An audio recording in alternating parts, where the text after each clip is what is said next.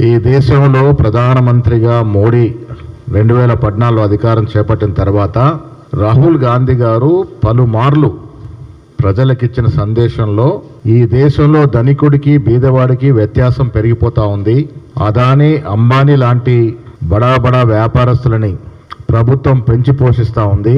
తద్వారా ప్రజల సంపద ఈ పెత్తందారుల గుప్పిట్లోకి బదలాయిస్తూ ఉన్నారు.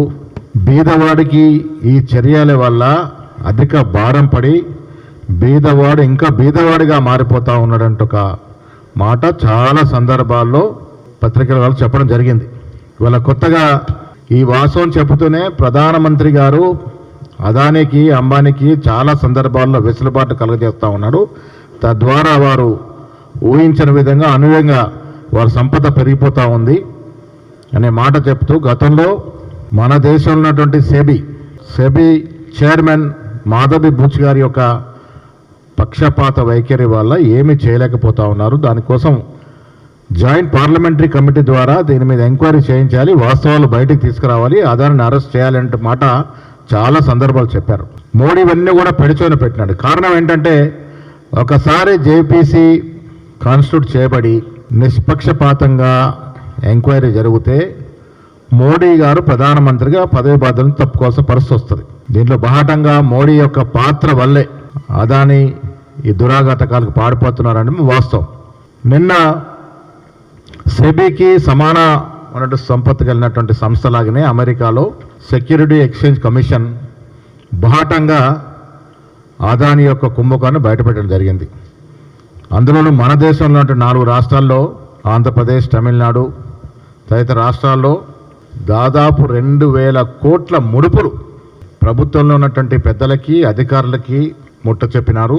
తద్వారా 16,000 కోట్లకు పైగా లబ్ధి పొందినారన్నట్టు మాట ఇవాళ సెక్యూరిటీ ఎక్స్చేంజ్ కమిషన్ చెప్తా ఉంది.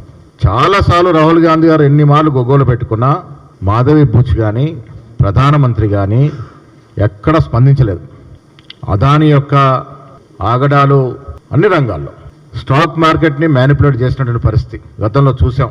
ఫండ్స్ని ఏ రకంగా అంటే స్టాక్ ఎక్స్చేంజ్లో వారి ఓవర్ ప్రైజింగ్ చేసుకొని వారి షేర్ మార్కెట్ని పెంచుకొని దాని ఆధారంగా రుణాలు పొంది ఏ విధంగా కోల్ని ఓవర్ ప్రైజ్ చేసినారు, ఏ విధంగా షేర్స్ని ఓవర్ ప్రైజ్ చేసుకొని చూపించినారు, తద్వారా అవసరానికి మించి అర్హత లేకుండా రుణాలు పొందినారో గతంలో కూడా రాహుల్ గాంధీ గారు చెప్పడం జరిగింది.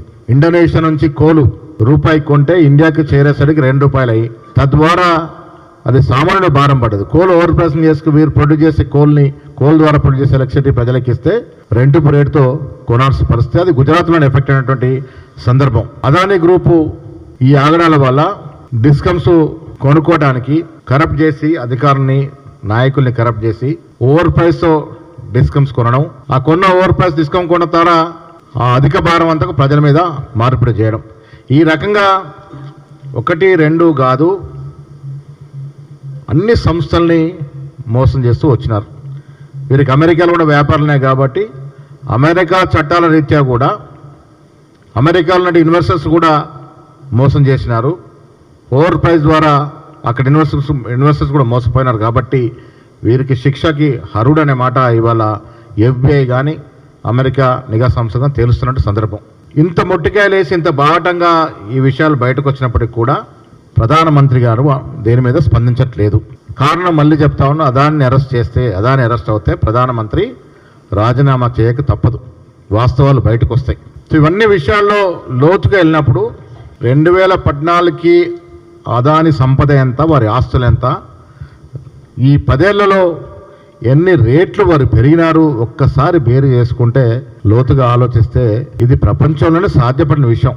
కేవలం 10 ఏళ్లలో వారు ఆర్థికంగా పెరిగిన రీతి చూస్తే ఇది ఆశ్చర్యకరం. కేవలం అధికార యంత్రాంగం, కేంద్ర ప్రభుత్వం వారికి బాసటగా ఉండడం వల్లే ఇన్నంతలుగా అక్రమంగా పెరిగారనేది వాస్తవం. రాహుల్ గాంధీ గారు చెప్పడం, చట్టరీత్యా ఎవరనే దేశంలో వ్యాపారం చేసుకోవచ్చు, బట్ చట్టాలని ఉల్లంఘించి ప్రజల్ని మోసం చేసి ప్రజల మీద భారం పడే విధంగా పాలసీలు తీసుకొచ్చి ఎలక్ట్రిసిటీలో గానీ ఇతరతర రంగాల్లో గానీ ఈ రకమైన వ్యాపారం చేయడం వల్ల దేశ సంపదకి నష్టము, దేశ సంపదకి విఘాతం కలుగుతోంది. ఇది ఆర్థిక నేరం. పోర్ట్లు, ఎయిర్పోర్ట్ కూడా ఏ రకంగా వారు ఛేదించుకున్నారో మనం గతంలో చూసినటువంటి పరిస్థితి. ప్రధానమంత్రి అండతో ఈ ఆగడాలు చేస్తూ విచ్చలవిడిగా వీరు సంపద పెంచుకున్నారు అనేది వాళ్ళ వాస్తవం అనేది